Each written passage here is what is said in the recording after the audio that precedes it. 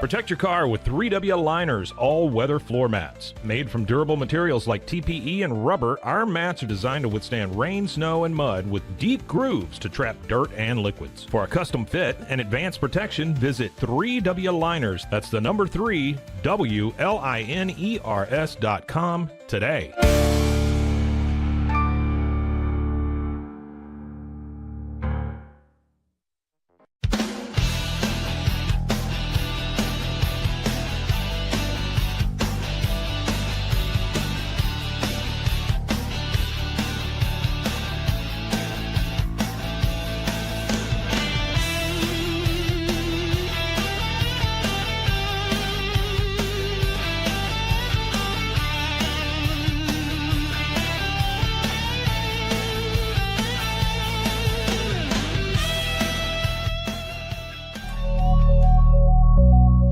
Cases, innovation drives us. Since 2008, we've been creating cutting-edge technology products that make your life easier. With a focus on performance, design, and customer service, we're here to help you work smarter, not harder. Join us on our journey to simplify your world. Visit acasis.com today. That's ACASIS.com today.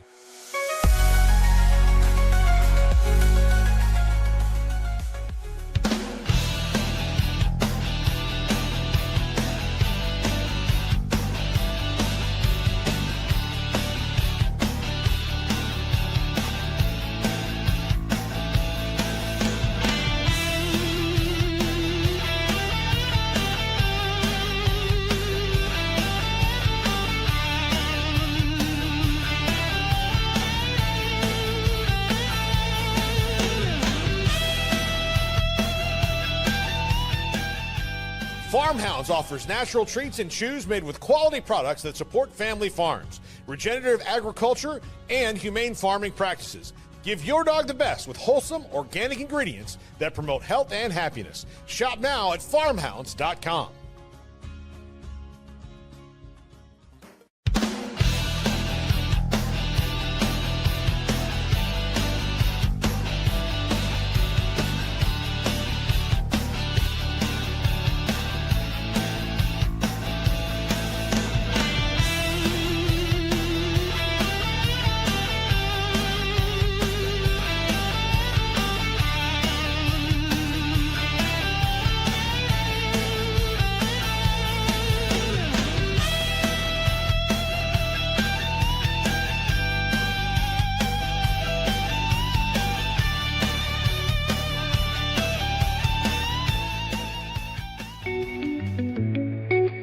Unlock a world of convenience with Mully Box, your one-stop solution for personalized subscription boxes delivered right to your door. From gourmet snacks to unique finds, each box is tailored to your tastes. Experience the joy of surprises. Subscribe today at mullybox.com. That's MULLYBOX.com.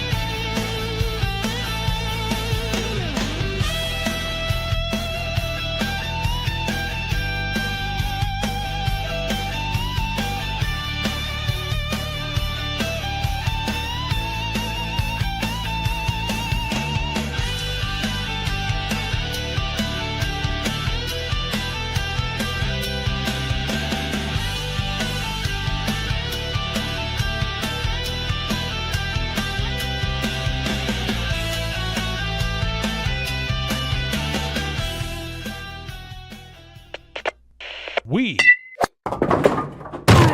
are Rogue Media Sports.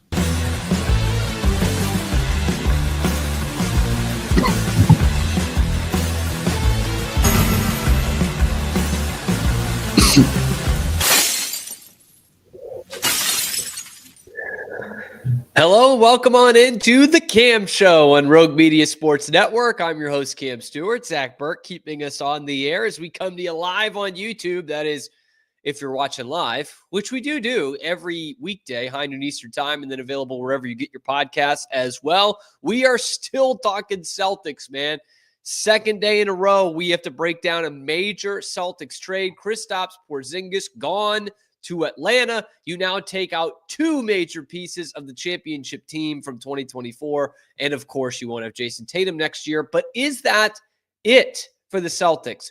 Or on this NBA draft night, are they also going to deal NBA Finals MVP Jaylen Brown? That is starting to heat up. We'll give you the rumors, where he could go, what they could get in return. Zdeno Chara, one of the great icons of the 21st century for Boston sports, is in the Hockey Hall of Fame now. We'll talk about his induction and what he means to this city. And then we will have Corey Dickman of Blazers Edge and the Rip City Roundtable coming in the last segment to talk about the Jrue Holiday trade, why Portland did it, and why he loves it so much for the Celtics, and what Boston is getting in return in the player of Anfernee Simons. All that and more coming up on this episode of The Cam Show.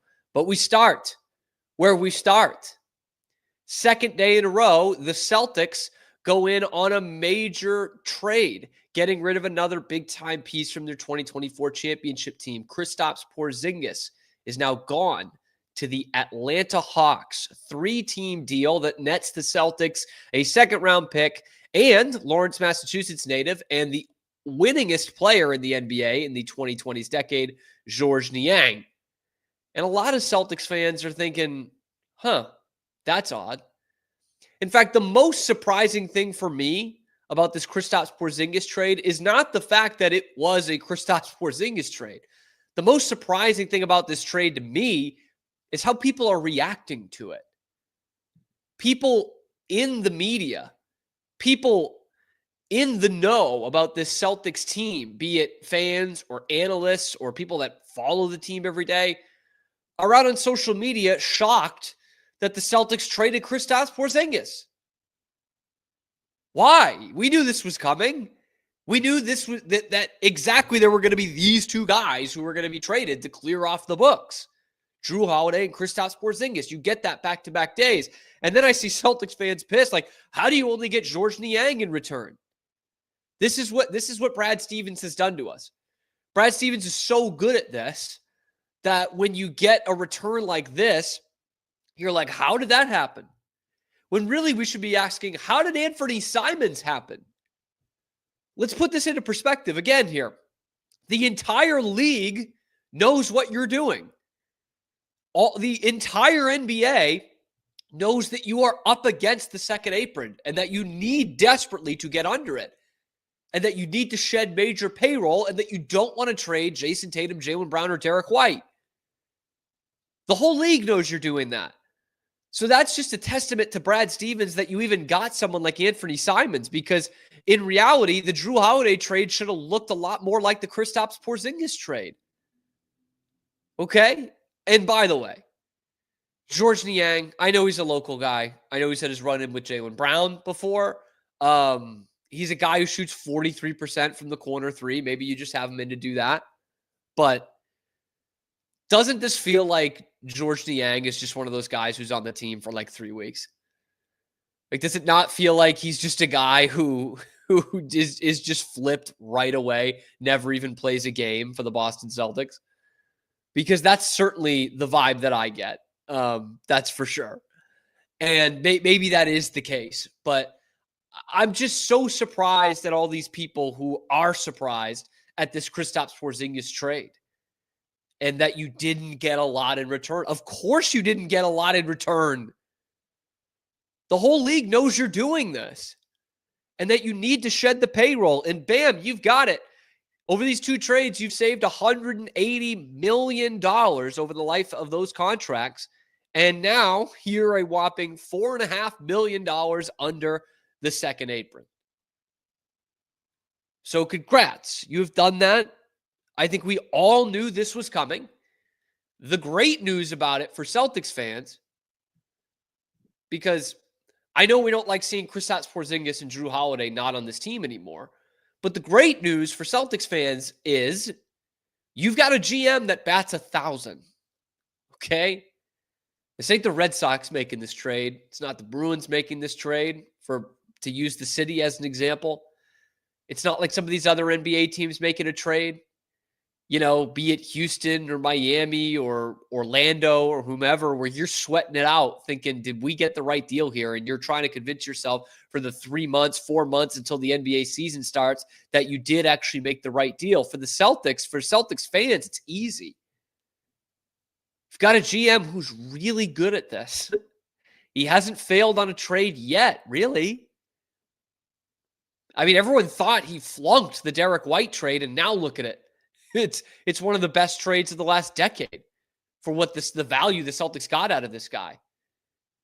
So that can help you sleep at night, Celtics fans. I know we don't like not having Kristaps Porzingis and Jrue Holiday on the team anymore, but Brad Stevens, pretty decent track record with this.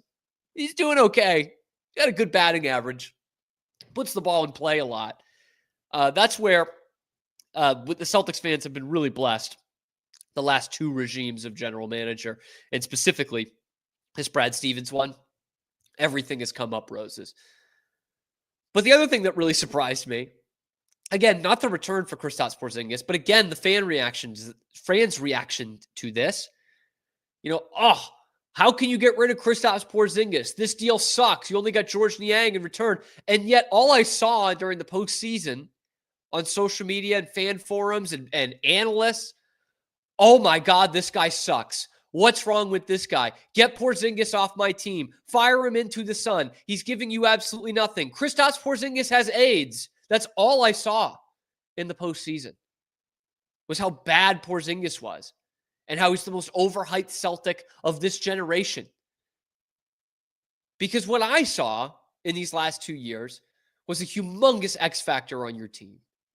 Like humongous. An absolute matchup nightmare. And lest we forget, the game 1 of the NBA Finals in 2024, the way Kristaps played in that first half, that's legendary in most cities. Legendary. Comes in after missing almost 2 months. I think it was a month and a half at that point. Comes back in, he walks out on the floor for warmups. The crowd is going nuts. He goes into the game, and he's just instantly a nightmare. He's dunking on guys. He's hitting 35-foot threes. He's using his size advantage and just shooting over guys, blocking guys at the rim. It's one of the most electric, probably 11 minutes I've ever seen a player play. Was in that game 1 of the NBA Finals. That's what I'm going to remember. You might remember him for, you tweeting out that he has AIDS. I remember him for having a great NBA Finals in 2024 and gutting it through in the end of that because, of course, one of the frustrating parts of his tenure was that he was hurt a lot. And that's been kind of, unfortunately, the story of his career, is he's been hurt a lot. And he gets hurt again in that NBA Finals, and none of the diagnoses sounded good. Remember, it was like 3 pro athletes in the last 80 years have ever been diagnosed with this thing. There's everything's just kind of loose in his ankle, like bones and tendons and shit. It's just floating around in his ankle. And he finishes that series. He plays the last 2 games of that series and is effective enough and gets to win the NBA title. And some hard pictures come out afterwards, which we're not loading on my VO that I had earlier. And it just looked like one picture. But anyway, it's behind the scenes thing. So it saves you money, which is what you needed to do. I know teams and fans aren't thinking, boy, I'm glad to have that saved money on the court next year. And you don't really have a front court right now. But that's what they needed to do. And so far, they've done it. And Porzingis, by the way, classy as ever, man. Put out a great tweet, put out a page in the Globe, thanking Boston. In fact, the tweet goes something like this. Boston will always be special in my heart. Huge thank you to the organization, coaches, staff, my teammates, and the fans. Class, organization, forever grateful. And one last thing on both these guys, on Porzingis and Jrue Holiday. By the way, subscribe, find us every day talking about Celtics and everything going on in Boston sports. We're on the path towards 4,000 subscribers. Need your help there. The last thing I thought about was, it's probably because these two were part of a championship team. And they were huge parts, X factors in a championship team, missing pieces in a championship team. But those two guys really embraced Boston and kind of all the Celtic mystique and Celtic lore that came with it. Like both those guys who had played in other organizations, right? Jrue Holiday won a championship somewhere else. Kristaps Porzingis played for the Knicks. You know, that's a storied organization in some ways. They really, really took to the Boston thing and the Celtic thing and the Celtic tradition and the lore. And they both remarked afterwards. Again, here's a guy who played for the Knicks and a guy who won a championship with the Milwaukee Bucks, which is a pretty decent sports town, Milwaukee. They both said, like, it's different in Boston. It's different winning it here. Like, this is really something special. And for fans, those are the two things that you ask for. Championships and understanding us, understanding the mystique, understanding the city, understanding what it means to this region. And both those guys did that. But these are the moves you're going to have to make. Might not be the end of these moves for the Boston Celtics. Could Jaylen Brown be next? First, let me know what you think in the comment section below. Be sure to like the video, subscribe to the channel. You can find us here live on YouTube, high noon Eastern time every weekday, and then wherever you get your podcasts as well. So check out the other videos on the channel, talking Celtics, everything else Boston sports. I'm your host, Cam Stewart. Zach Burke keeps us on the air 5 days a week. It has been a busy week for the Celtics. Jrue Holiday, gone. Kristaps Porzingis, gone. For next year anyway, Jayson Tatum, gone. Is Jaylen Brown the next to go? It sounds crazy after you do those two deals to get under the apron here, $4.5 million under the apron with Holiday and Porzingis gone. But yeah, there is still that rumor that Jaylen Brown could go. And after the Porzingis trade, I was telling people in my group chats, I was like, okay, that means no Jaylen Brown trade. All right. But that doesn't necessarily seem to be the case yet, okay?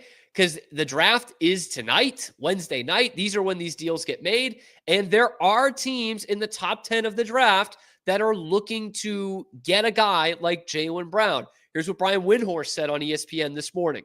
The reason that today is the day that this decision is probably going to get made is there are teams in the top 10 who are making offers. Top 10 of the draft tonight. And you'd potentially be able to get replacement players and a draft pick.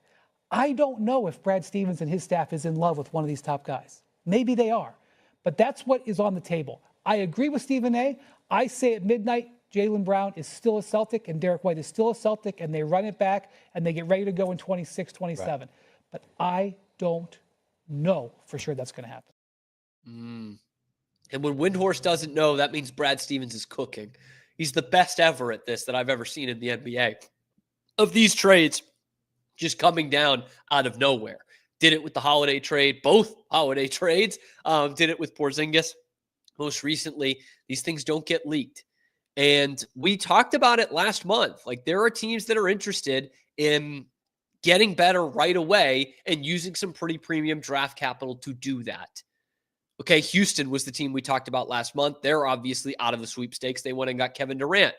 But is there another Texas team that could be interested? Kevin O'Connor of Yahoo Sports on 98.5 The Sports Hub, giving a pretty interesting explanation of why there could be another team in that top 5 of the NBA draft that could pull off a Jaylen Brown trade tonight. I think for the Spurs, Dylan Harper, you probably don't trade for De'Aaron Fox if you know you're going to end up with Dylan Harper. And now they're in a situation where, like, you don't have to be like some crazy expert to see having 3 guards that are average or worse shooters isn't ideal around Victor Wembanyama. And I think the Spurs acknowledge that within. It's just a matter of what path do they take and when do they shake things up in that backcourt between Castle, Fox, and Harper. And if they're going to trade that second pick tonight, it's going to be for some massive return and maybe getting a key player back in that as part of it. And think back to when they traded Kawhi Leonard. They didn't trade Kawhi Leonard for Jaylen Brown, who was younger and inexperienced at that time. They traded him for DeMar DeRozan, a more proven player. And so for the Spurs, I think when you're thinking about number 2 pick trades, I don't think it's going to be for like 5 first-round picks in a trade down. I think it'd be for a proven player like Jaylen Brown. Now, isn't that interesting? Jaylen Brown to San Antonio. That does makes some sense. That's a team in San Antonio that does feel like they're ready to win here. Like Wemby is, if he's not already, is pretty damn close to being a top 10 player in this league. He is an unbelievable unicorn. He's an incredible draw. They've got veterans there. They've brought in veterans, right? Guys like De'Aaron Fox and Chris Paul, and they've got the young pieces, the Sohans, the Vassell's, the Stephon Castle, NBA Rookie of the Year. Like they've got a ton of pieces, but they feel like they're ready to win. Not just, let's get Dylan Harper with the number 2 pick and keep building this thing. These guys are ready to win. We're going to find out how ready they are to win. And if Brad Stevens could possibly take advantage of the senility of Greg Popovich. Like this could be a real viable option. The thing that pops into my mind when it comes to a Jaylen Brown trade, though, is I just saw a pretty good haul for Desmond Bane last week. What was that, 4 first-round picks? And we know Mikal Bridges before last year got 5, yielded 5 first-round picks. The contract situation's a little bit different. I think Desmond Bane's close to a max guy, though, so maybe it's not that much different from Jaylen Brown. But like Jaylen Brown is a much better player than both of those guys. You've got a player who is still in his prime at 29 and just won the NBA Finals MVP last year. And has been an all-NBA guy, has been an all-star, is a top 10 player in this league. Jaylen Brown. Top 15. Top 10 seems a little much. Top 15 when he's on. Jaylen Brown is that good.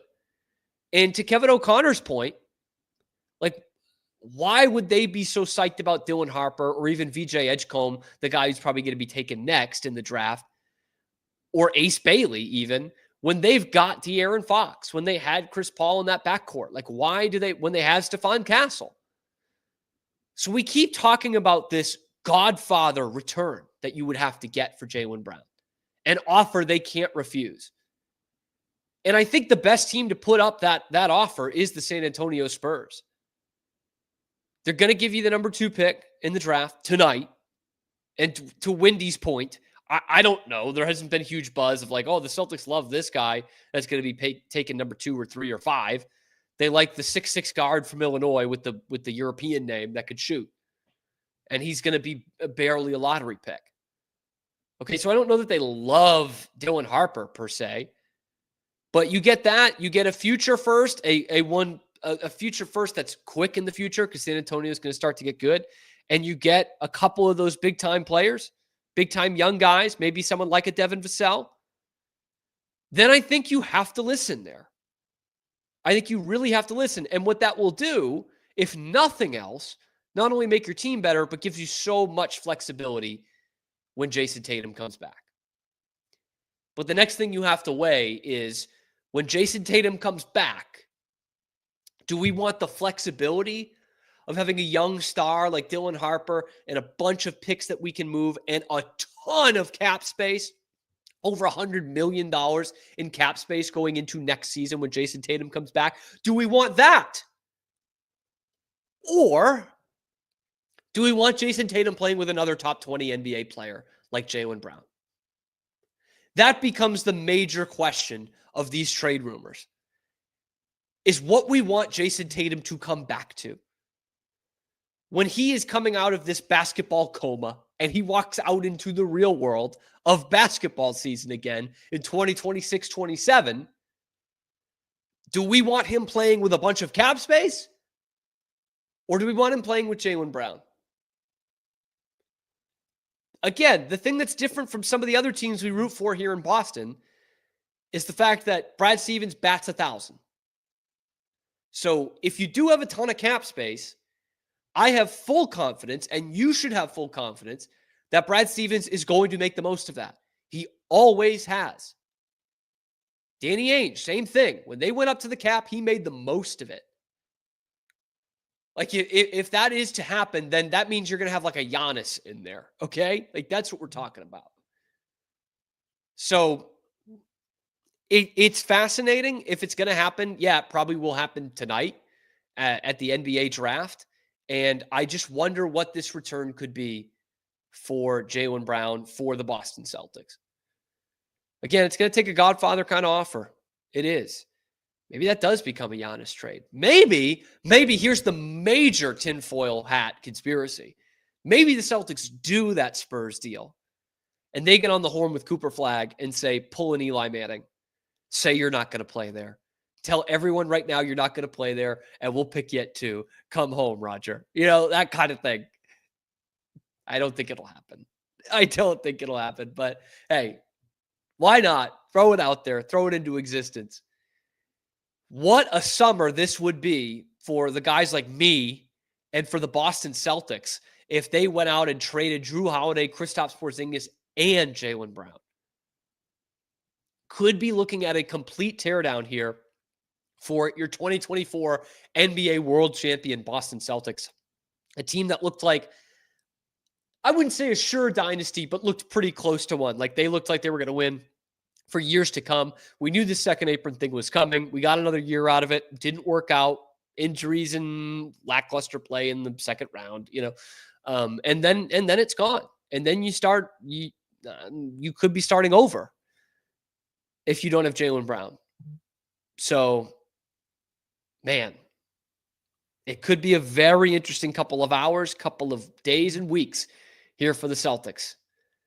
Personally, I hope they keep Jaylen Brown and Derek White, but we'll see where they go.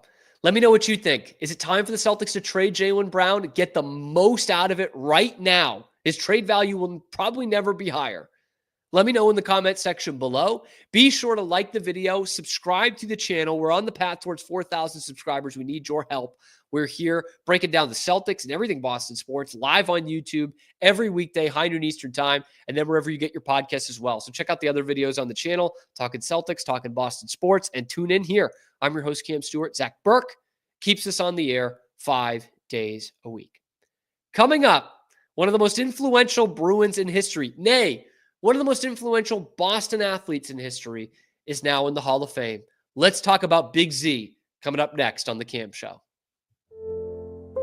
We'll be right back after these quick words from our sponsors. This is Rogue Media Network. When you learn a language with Babbel, you start a journey that takes you further and further. Anytime and anywhere you wish. It's easy and fun. Broadens your horizons and keeps your brain fit. A journey into new thoughts, new cultures, new adventures. So what are you waiting for? Start your journey with Babbel now. Go to babbel.com or download the app. BadCreditLoans.com is a pioneering service provider that has carved a reputation in the financial industry for its dedication to helping individuals with bad credit secure loans. By making timely repayments, borrowers can gradually repair their credit history, thereby increasing their chances of securing better loan terms in the future. BadCreditLoans.com serves as a beacon of hope for those with bad credit. Simple, fast, and reliable loan application process. And its commitment to responsible borrowing makes it a trusted partner in the journey towards financial stability. Did you know nearly all stock price changes of 10% or more result from a single news headline? These news catalysts create trading opportunities every day. All you need is a little help to reach out and take them. It doesn't matter if your investment budget is small or big. All you need is Benzinga Pro and its powerful news alerts, price tracking, and portfolio monitoring. Subscribe now, and we'll skyrocket your portfolio today. BosleyMD.com. I've always had thin hair my whole life. It breaks off at a certain length. In the last 6 months, I've noticed it just really bad. I mean, you could totally see it. I wear a hat a lot. I tried several different products. My experience with the Bosley MD hair regrowth kit was amazing. It was easy to use. It let me take off my hat. I could go in public and have my picture taken and feel normal again. BosleyMD.com. And now, back to our show. Back to the show, which is The Cam Show here on Rogue Media Sports Network. I'm sending something to Zach right here because the Bruins have unveiled their new uniforms. We're going to get some pictures of that. We're going to do that at the end of this segment. Bruins, new uniforms, and kind of knew what was coming. We knew it was coming today. And you guys know, Bruins geek, uniform geek. I'm ready to break this down with the one and only Zach Burke at the end of this segment. We will also hear from Corey Dickman of Rip City Roundtable, Blazers Edge. He's going to be on in the next segment to close out our show, talking about the Jrue Holiday trade from a Portland perspective and what the Celtics are getting back in Anfernee Simons. And boy, does he love this deal for the Celtics. But that is coming up next. We got to talk first about this icon. I got to make sure we get most of the jersey in there. That legend switched up the jersey today for this very reason. One of the great icons of the 21st century for Boston sports, the best 25-year reign of Boston sports ever, is now in the Hockey Hall of Fame. Zdeno Chara got the call on Tuesday that he is a part of the class of 2026, I guess, because they go in, or 2025, they go in November. He is the newest member of the Hockey Hall of Fame, Zdeno Chara. And I don't even know really where to begin with Zdeno Chara, because any Bruins fan age about 35 or 40 or younger owes all of the great memories they have of the Bruins to Zdeno Chara. Like, I know there were other great players in there. Bergeron, Marchand, Krejci, Tim Thomas, Tuukka Rask. Go up and down the list. David Pastrnak now. But this all started when Zdeno Chara signed in 2006. I cannot possibly overstate what Zdeno Chara means to this organization and the renaissance of hockey in this city and in this region. Zdeno Chara is the biggest reason for it, the biggest. In 2006, the Bruins were up Schitt's Creek without a paddle. Man, they sucked, and they had no identity. In the 05-06 season, they traded Sergei Samsonov and Joe Thornton in the middle of the season. Two guys who were both taken in the top 10 in the 97 draft. They did everything for this organization to be their team and lead them to the promised land. Sergei Samsonov, Joe Thornton, go and take us there. And they couldn't do it. And so here they were, a team that had not won a playoff series since 1999, had not really been very relevant in the time since. Hockey was probably like the least popular it's ever been in the region. And they needed somebody to turn this organization around. To put it into present day terms, this would be like if the Celtics traded Jayson Tatum and Jaylen Brown during the same season and needed to go out and get someone. And Zdeno Chara exemplifies every great thing that came afterwards for the Bruins. They bring him in, they sign him on the first day of free agency, July 1st, 06, and day one, they make him the captain and say, this is your team. And it was a huge vote of confidence. Like, Chara was a good player at that point, but I don't know that anybody was like, oh yeah, he's about to go lead an original six team to a glorious era. And that's exactly what he did. And it's ironic. It is ironic, not just coincidental, also ironic that Joe Thornton gets the call to the Hall of Fame in the same day. Because this Chara thing starts because they trade Joe Thornton. And Jumbo Joe, great player, seems like a great guy, hates the Bruins now. And this is probably revisionist history 20 years later. But like, Joe Thornton was not the guy to lead a franchise to win a Stanley Cup. He wasn't. He wasn't a very great playoff performer. He didn't do a lot of the little things and clearly didn't have a ton of the leadership that they needed. Zdeno Chara was the opposite of that, right? He was like the most in-shape player in the history of the league, 6'9", biggest player to ever play the game at the NHL level. Huge oomph, great stay-at-home defensive defenseman. They started winning games on defense, and Zdeno Chara was the cornerstone. And I know we can't quantify this, but has to be one of the great leaders of this generation of NHL players to come in and turn a franchise around like that. It was Chara and Savard, and then everything else starts to fall into place. You start to get the maturation of Bergeron and Krejci And you start flipping some of these younger players, right? Like Mark Stewart and Blake Wheeler to get some big-time pieces like Nathan Horton and Rich Peverly. Milan Lucic comes into the lineup. He's a big player. And all of a sudden, you're starting to build a Stanley Cup team. And it was so fitting that Chara was out there to hoist the Stanley Cup, the highest it's ever been lifted, in the greatest Bruins moment of the last 50 years, winning the Cup in 2011. And maybe my personal favorite Chara moment, other than being the first to lift the cup, because nothing touches that, is in 2019.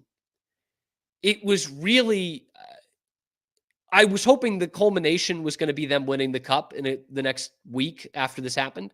But this was kind of the culmination of Zdeno Chara's career. In the Stanley Cup final against the Blues, in Game 4, he breaks his jaw. Okay? And he's back out there for Game 5. And this was the ovation he got when they announced the starting lineups at TD Garden. Defense in his 21st season from Trenčín, Slovakia, number 33, Zdeno Chara.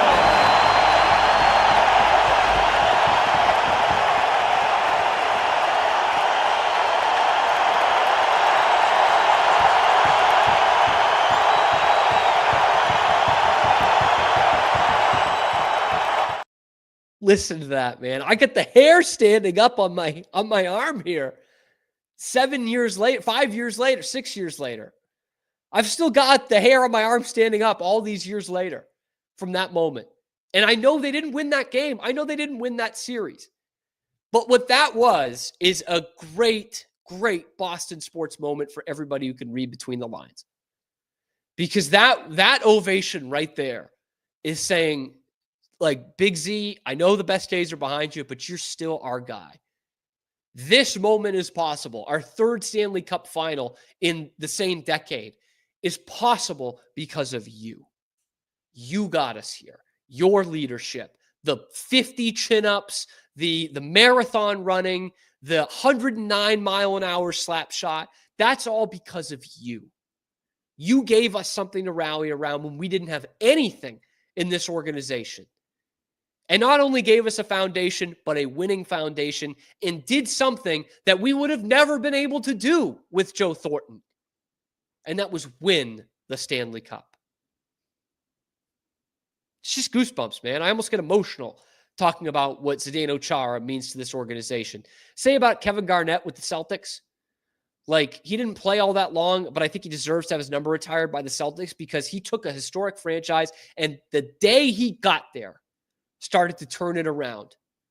The days Zdeno Chara was out there with Dave Lewis with a number 44 jersey that he never wore in his, I think Anson Carter was still wearing number 33, out there with his number 44 jersey on day one intro press conference, flip of the switch. The team changed by getting Zdeno Chara in the room. They took a gamble by saying, we're basically trading Joe Thornton because we need a new leader, and that guy's going to be Zdeno Chara, and he's going to be our captain day one. And they completely hit on it 100%. It's sad that that's the last premium free agent they got 20 years ago, but he's an absolute deserved Hall of Famer and absolutely one of the icons of this century in Boston sports. He's a guy who stayed. He lives in the North End. He's still around Boston. I imagine he'll be part of the Bruins organization in the coming years. But Zdeno Chara, thank you, my brother, Big Z, for turning this thing around and making it so that after a lackluster season in 24-25, we can legitimately bitch because we've seen such great hockey under such a great leader like Zdeno Chara.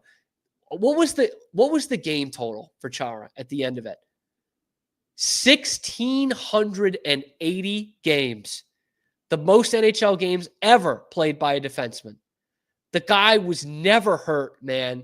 Unbelievable. And in the cup-winning season, he was a plus 33, not only his jersey number, but led the league in that. And in 200 career playoff games, a plus 49. Playing every single penalty kill you had. Zdeno Chara, man, one of one. And because the Bruins are going to suck this year, we'll probably have a jersey retirement ceremony this season. His number will be up in the rafters, and he is now enshrined, or will be enshrined, in the Hockey Hall of Fame, living amongst immortality, man. And what he did for this organization cannot be beat. One last thing, the similarity scores, which I love. Chris Chelios, Scott Niedermayer, Phil Housley, Scott Stevens, Shea Weber, Larry Murphy. Yup, he deserves to be there. Let me know what you think in the comment section below. What's your favorite Zdeno Chara moment? What does he mean to this Boston Bruins organization? Let me know in the comments. Be sure to like and subscribe if you love having Zdeno Chara in the Hall of Fame. We're on the path towards 4,000 subscribers, so help get us there. We're live on YouTube, high noon Eastern time, 5 days a week, and then available wherever you get your podcasts as well. Check out the other videos on the channel talking Bruins and everything else Boston sports. I'm your host, Cam Stewart. Zach Burke keeps us on the air 5 days a week. Let's bring Zach in here real quick because I've put us way over time because we do have that next segment with Corey Dickman of Blazers Edge. But Zach, do we have some photos here? I do, yeah. Let me go ahead and present them. I was working on that then. This fuck face. Yeah, there's Pete. So we have the group one here as I add it in. The Bruins' new uniforms. It is a callback to the 80s. They did a whole Back to the Future thing. I, of course, have not seen the video yet. I saw the still of it. I also have the explanation post of everything. Oh, you want to do that? You want to? Yeah, why not? Yeah, let me go ahead and bring that in. I thought that would add a little bit to it. There. Well, hold on. Let me take your there. Oh, okay. I don't know if I love the shoulder patch. Yeah, I see that now. I didn't see it at first. Was it on the? Hold on. But what I do like is that it's a subtle shoulder patch. Clearly, it's only on one, which I also don't like. They did that with the Centennial uniforms too. I don't know why you. I don't know. Anyway, yeah. Can we pull up the explanation thing? Yeah. Okay. Yeah. So back to the gold spoke B throwback stripe, which is pretty similar to the stripe they already had on the jersey. Oh, and the Rapid 7 sponsor patch. Whoa. Well, you need that. Yeah. That's gotta have that. And so then Boston in the hem loop. I guess that's what I was about to see. Is that just the little tag down there on the? Isn't that what the hem loop is? Yeah. The tag. Yeah. I mean, I just like that they went with this design. As I've talked about before, we did on my jersey wish list a couple weeks ago. Mm-hmm. I like when there's more black than gold in a Bruins jersey. Like I don't hate it, but I don't love the gold on top, which they've had for so long. A couple of different times. I like this. Yeah, I'll throw a couple more that I just had in when I got it. Just a little bit of a closer look at them. It is, but here's the thing, and I feel like an idiot probably saying this, and then a nice little back shot. Nice little back shot, baby. So clip that. Is it enough of a? I get obviously God, like letters are huge, by the way. They do. I mean, I don't mind that. I kind of like that, but those are huge.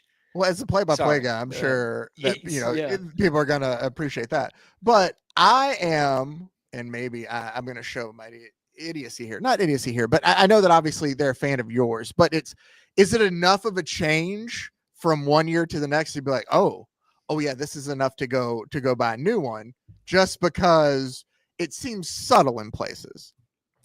It is enough of a change, I think, for me, but I'm not surprised that the Bruins did it just enough to where you will buy new jerseys this year.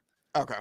Like the timing of this does make a ton of sense. They got some flack for going back to the uniforms last year after the Centennial year, which those uniforms they basically worn for about 15, 20 years at that point, which I think are fine. They got a lot of flack for it because everyone loved the Centennial one so much. And so they were like, okay, we probably should rebrand. We're also Fanatics is starting to rebrand because they're doing the uniforms now. And I think they have done a decent job so far. But yeah, it was clearly like, we're going to suck this year. They're also going to play in a Stadium Series game this year, Zach. So they're going to do this and then unleash another uniform one, with another line of sweatshirts and hats and t-shirts. And they'll probably make that their alternate uniform. But yes, this is a way to release 3 new jerseys and new hats and sweatshirts and jackets so that people will buy them. They'll spend a lot of money. They'll spend the most amount of money on tickets of any place in the NHL other than, I want to say, Montreal and Toronto. The timing of this does make a lot of sense. But I personally, again, I've said this before, I don't love when teams go back in time for the sake of going back in time, which is essentially what the Bruins are doing here. Like, I don't think there's any huge, it's not their centennial. It's not any special reason to do it, but I just love this look. It looks good and it looks classic. Does the B look bigger? I think the B also looks massive. Am I crazy in that? Can we get this? I'll get this posture. Yeah. I guess maybe it's not that different. It looks huge.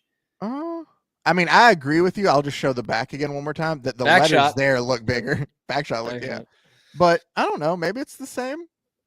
Like, I don't think I wouldn't mind if the Bruins don't really stray away too far away from this kind of look forever. Like, this is a great look. Well, that's the one thing I wanted to add. The Blackhawks don't do it. The Red Wings don't do it. The Canadiens don't do it because they have great classic jerseys. And, like the Red Sox, to use another Boston example, or the Celtics, they haven't really ever strayed away. And it's like, that's not too exciting. But, like, just don't overcomplicate this. This is a great look. Yeah. No, I'm with you. I have a question. We'll have to do it for later time. But especially with the 2 Boston teams, both the Celtics and the Bruins, I feel like they're 2 teams that just always look classic, that even when they go back, like in time, it's still just like, okay, but it's still like, no matter what they do, they still just kind of always have that classic look to it. But there you go. Always classic. Yeah. I don't love the shoulder patch, but it is what it is. I do like that they went with a new uniform there. Anyway, new uniforms, new players, new teams. That's kind of the theme of the Celtics right now. Players going elsewhere and wearing new uniforms. We'll have Corey Dickman of Blazers Edge and the Rip City Roundtable joining us next to talk about what the Celtics are getting and Anfernee Simons. Let's do it next on The Cam Show. We'll be right back after these quick words from our sponsors. This is Rogue Media Network. Protect your online privacy with NordVPN. Browse securely, access content from anywhere, and keep your data safe with military-grade encryption. Whether at home or on the go, NordVPN ensures your digital freedom. Stay secure. Download NordVPN today at nordvpn.com. That's NORDVPN.com. Elevate your experience with Grenco Science, the leaders in cutting-edge vaporizers. Whether you're at home or on the go, our sleek, powerful devices deliver smooth, consistent hits every time. Quality you can trust, innovation you can feel. Grenco Science. Take your vapor game to the next level. Visit us at GrencoScience.com.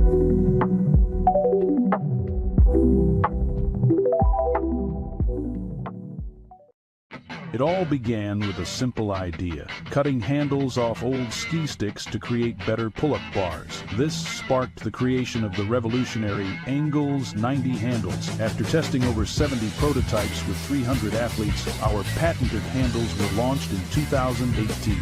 We continue to push the boundaries of strength training. Join us in making your training more natural and effective. Visit Angles90.com to learn more and revolutionize your workout. Dive into adventure with Scuba.com, your ultimate destination for top-tier scuba and snorkeling gear. With over 20 years of experience, our expert staff, who've dived everywhere from the Galapagos to the Maldives, provides personalized advice to help you find the perfect gear for any underwater journey. Shop leading brands like GoPro, Aqualung, and Scuba Pro. Whether you're a beginner or a pro, trust Scuba.com for the best in diving equipment and expert guidance. Explore now at Scuba.com. That's SCUBA.com. Scuba.com. And now, back to our show. Here on the Cam Show, Rogue Media Sports Network, we've got the man himself, Corey Dickman, Blazers Edge, Rip City Roundtable, covering the Blazers. He's also my boss here at Rogue Media Network, but he covers the Blazers absolute wall to wall, and those are tough people to find these days. And so when this Jrue Holiday trade went down, I knew we had to talk to him about it. So Corey, just first and foremost, thoughts from your perspective on the trade. Yeah, Cam, it was rough. I would say my first reaction when I saw it, notification on my phone, and I'll say that was my first, when I heard about it, because like you said, I write for the Blazers Edge. It's a SB Nation website, but it's probably the top content source for anything Trailblazers. Like you said, there's not lots of us, but we're here. And none of the guys, we were talking about, hey, what, just in our Slack, the 11th pick, should we trade it? What are we, no one was talking about this. And then the second it pops up on my phone, it pops up on everyone's phone, and then our Slack's just all about it. But my first response was just like, this is stupid. It's like, didn't we traded for Jrue Holiday already? Like, why? What are we doing? This must feel like an unbelievable homecoming. Yeah. Like if Bill Walton actually went back to Portland in '85 instead of the Celtics, that would have been a huge deal. Now Jrue Holiday, team icon, back in Portland. Team icon. Yeah, he was with us for those glorious 24 hours before we flipped them to Boston. So yeah, just like Walton coming back. So anyway, I think a lot of disappointment. It just didn't make sense for what we're trying to do, what I believe we should be doing, the Trailblazers, which is just not win right now. I know everybody in the Northwest, a lot of Portland fans are they're ready to make a first round and lose, but they're excited for that, and I don't know why. So we need to just lose. We need to be bad another year. And Jrue Holiday, Cam, and you watched him for a season where he won a championship, and then last season, but I don't think he fits what the Blazers are trying to do. It made no sense to me. So that does kind of lead into my next question. As someone who doesn't watch Portland a ton, just looking back on last year, I know some things got better as the season went on. And I said on the show yesterday, I was like, I think the Blazers are closer than people think, but I don't know that they're this close. Like the reason you flipped Jrue Holiday the first time was because he really is only super effective for a small concentration of teams, like those that are ready to win a championship, need a final piece, need a dogged defender, a guy who's been there before. So it doesn't feel like the Blazers are that close. So is this an example of Chauncey Billups trying to build something like the 04 Pistons here? I think Chauncey's effect is definitely all over this. I was shocked that Chauncey got a new contract with the team. With more than he got with the Celtics. Yeah, totally, way more. And so when Chauncey came back, it's a coach, so you figure, well, we might still just be bad for another year, so maybe that's fine. But yeah, I think Chauncey really wanted this guy. I think he wanted Jrue Holiday. You're right, because of the defensive mindset. He plays a lot like how Chauncey did toward the end of his career. But the problem is, at least for the Trailblazers, right, our whole hope is that Scoot Henderson still develops and Shaedon Sharpe, our shooting guard, takes leaps. And Jrue just takes away minutes. We saw this 2 years ago, with your boy Malcolm Brogdon. We traded for Holiday. We flipped him to you guys for Brogdon, and then Brogdon came in and just took up a bunch of minutes from when really we just needed to get our young guards playing. And so if we had a Wemby, or you have a center or a forward that's young that needs development, sure, man, bring in Jrue Holiday. Just like the Spurs brought in Chris Paul. But our players that we're trying to develop play the same position. So I don't know.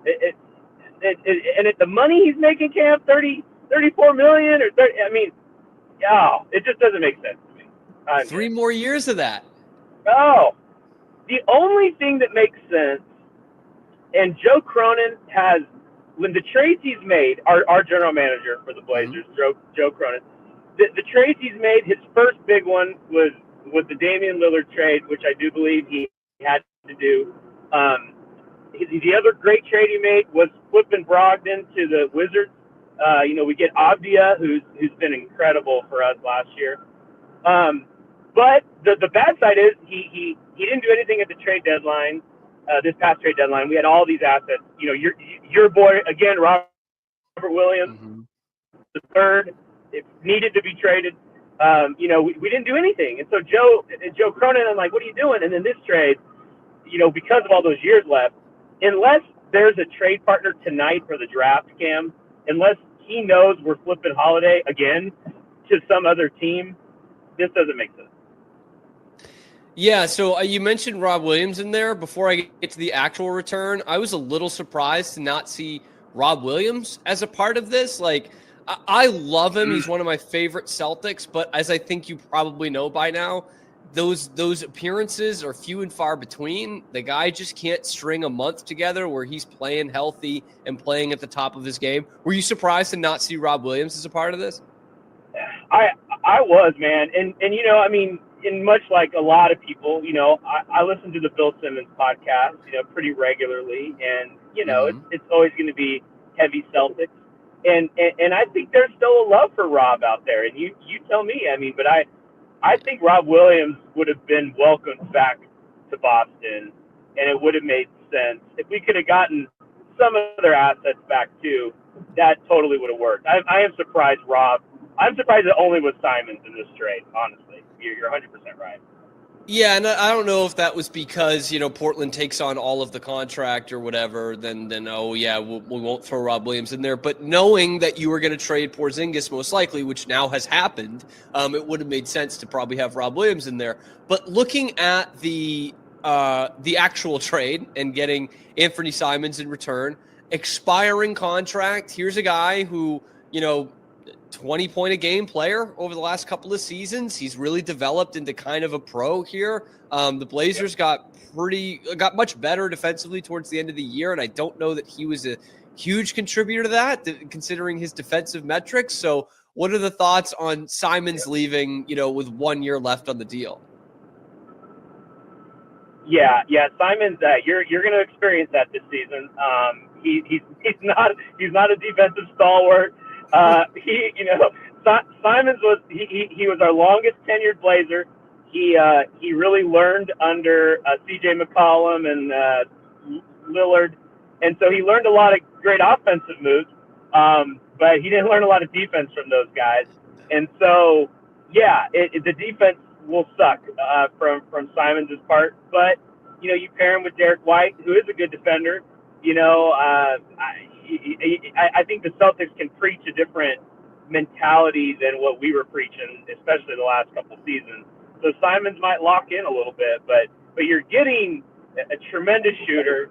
His playmaking. I covered probably 40 some odd games last season for the team, and I was blown away by Simons' playmaking ability. Everyone in Portland was trying to convince themselves that he could be the point guard. You know, let's move on from Scoot. He can be the point guard. Simons is good there. And so I don't know if I ever agreed with that, but his court vision has improved a ton over the last couple seasons. And so you're getting somebody that can keep the ball moving, but man, when he's going, man, that shot is pure, Cam. And so, you know, you take a flyer on Simons, see what you get this year, you know, and that's the great part about the Boston trade. I just love this for Boston. It's such a good trade for Boston.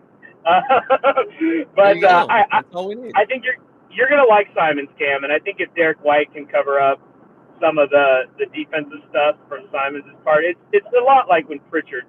I imagine when Peyton Pritchard comes in the game, you know.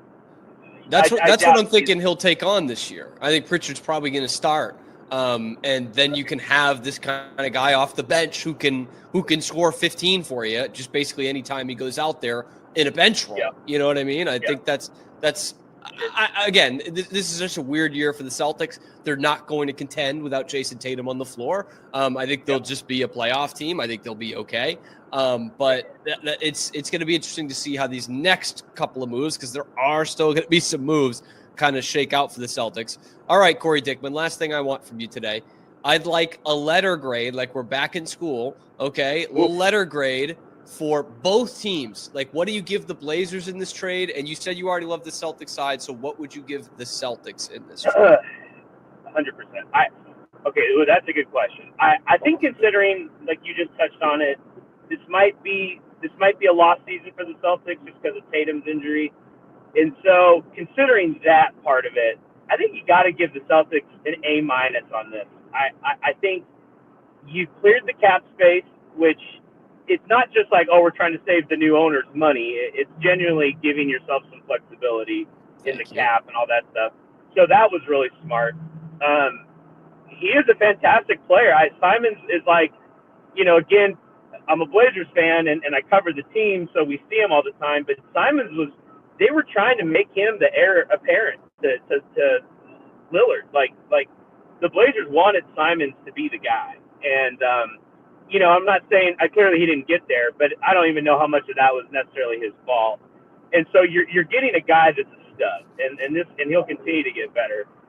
He's expiring, right? We talked about that. So, if it doesn't go well, you cleared space and you move on. If it does, you can offer him a new contract or whatever. I mean, that's awesome. You Celtics get those 2 draft picks too. They're second rounders. That's probably nothing, but still, it's something. Love moving those to the deadline. Yeah. Cam, when I saw the trade at first, I thought it was Jrue Holiday and 2 second rounders for Simons, and I was still upset. And then when I actually looked at it again and I realized we were giving the second rounders up, I was all over again. So give me A- for the Celtics. Then the Blazers, man. I'm gonna say a grade, but it leave me room to change it if the idea was to flip Holiday tonight on draft night. But if that's not the idea and Holiday's here to play, it's like a D+. It's a D+. Holiday, 34 years old, 3 years of all that money. He plays the same position where we're trying to develop our 2 future guys. And then I saw that report. I don't know if you saw that. It was on Twitter. Or it said he was pissed that he was coming here. I don't know if you saw that. And I don't know if that's true or not. But it's like, you kind of, if he's not happy, then you don't have that good locker room guy. So yeah, I give a D+. Not happy. Bad grade. D+, but he could give you +D. Am I right, fellas? Thank you. Thank you. That's why you're the man, Cam. That's why you're the man right there. Corey Dickman, Blazers Edge, Rip City Roundtable, Rogue Media Sports Network, giving the Celtics an A- and Anfernee Simons minus on the trade deal for Jrue Holiday. Corey, appreciate you taking the time. We will catch up with you next time these teams cross paths. If Bill Walton dies again or if Evan Turner resigns with the Blazers leaving the Celtics, we will definitely catch you up on it. That has been the Cam Show today. Be sure to like and subscribe. Get involved in the comment section below. Let me know what you think about the trade. I'm your host, Cam Stewart. Zach Burke keeps us on the air. We're live on YouTube as we are 5 days a week, and then available wherever you get your podcasts as well. We will see you tomorrow on a little ditty that we like to call The Cam Show.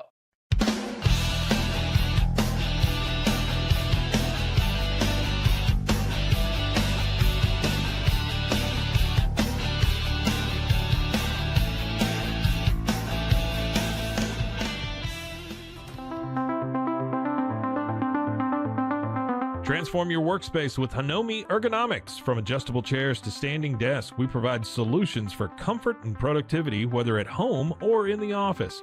Improve your posture, reduce strain, and work smarter. Visit us at hanomi.co today. That's HINOMI.co today.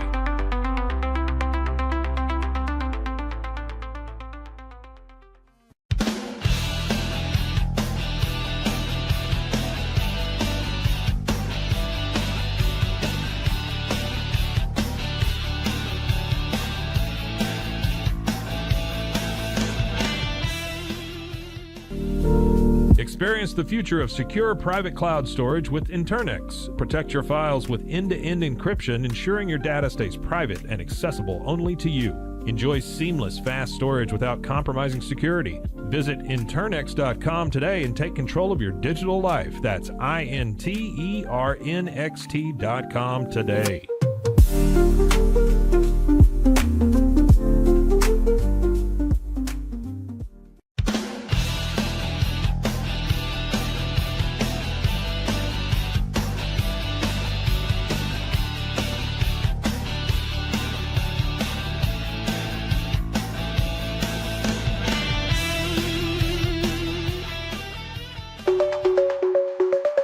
Protect your online privacy with NordVPN. Browse securely, access content from anywhere, and keep your data safe with military-grade encryption.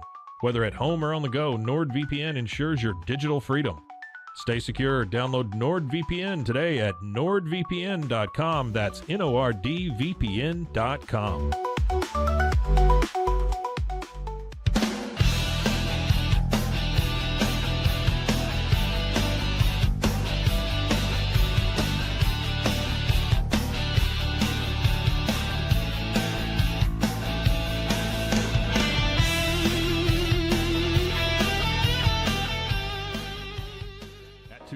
We understand that maintaining a healthy lifestyle can be challenging, especially in today's fast-paced world. That's why our mission is to make fitness accessible to everyone, anywhere. Committed to excellence, we adopt a user-centric approach guided by ergonomics and medical science. With a team of seasoned professionals in R&D, design, and manufacturing, we prioritize quality across our entire product line. Visit TwoSains.com today and start your journey to better health. That's TOUSAINS.com.